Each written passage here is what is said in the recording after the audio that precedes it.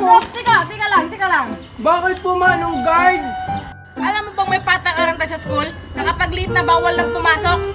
Eh kasi po na-traffic kami sa langit. Tapos nahirapan po si Daddy magpalanding ng aeroplano dito sa school. Ang liit-liit po kasi ng space. Tapos, ang daming pinadalang baon sa akin ni Mami. Grabe naman yan, papasok ka na ng school, naka-airplane pa. Tsaka ano bang laman ng bag mo? Bakit ang dami-dami mong dala? Eto po. Ano po kasi to? Pera. Sabi ni Mami, ubusin ko daw po ngayon to. Ito po, bigay ko na lang po sa inyo to. Uy, salamat, Junjun. Ang laki naman ito. Mas malaki pa to sa sahod ko, Sige, pwede ka na pumasok. Sige po, salamat po.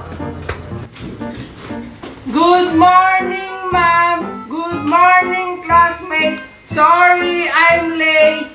Hala, late ka na naman, Junjun. Hala, tignan nyo, ang daming dalang pera ni Junjun. Siguro ginawa niya si Twinkle. Oh, Junjun, late ka na naman! Ay, sorry po, ma'am. Kasi po, na-traffic po kami sa langit. Nag-airplane po kasi kami ni Daddy. Tapos, ang daming pinadala sa akin pera ni Mami. Sabi daw po niya, gastusin ko daw po ng isang araw lang. Kaya, ipapamigay ko na lang kila classmate at sa inyo po, ma'am. Ganun ba, Junjun? Okay, class, batiin niyo si Junjun ng good morning. Sige, Junjun, umupo ka na. Wow, talaga, ang bait naman ni Junjun. Oo nga, iba talaga pag ginawa si Twinkle.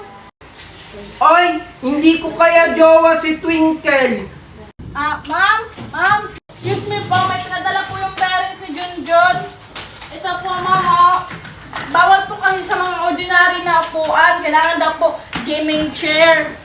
Ay, grabe na talaga si Junjun, no? Sensitive na sa mga upuan na ganito.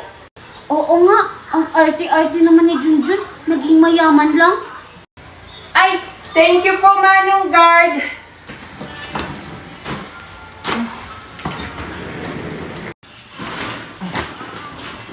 Junjun, libre mo ako mamaya, ha?